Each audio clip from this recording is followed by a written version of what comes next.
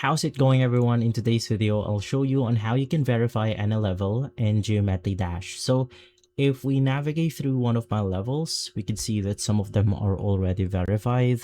And in order to do that, it's going to be extremely simple. So the first thing that you want to do is to actually finish making your level right here.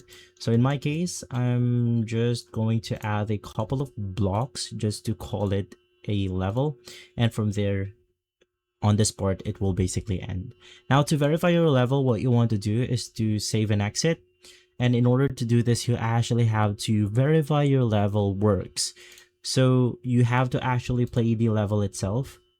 And then when you finish the level that you just created, from there, it will say level verified. It means that the level is usable and playable, and now it's available for sharing. If this video has been helpful, leave a like, subscribe, and follow us for more videos like this. Thanks for watching.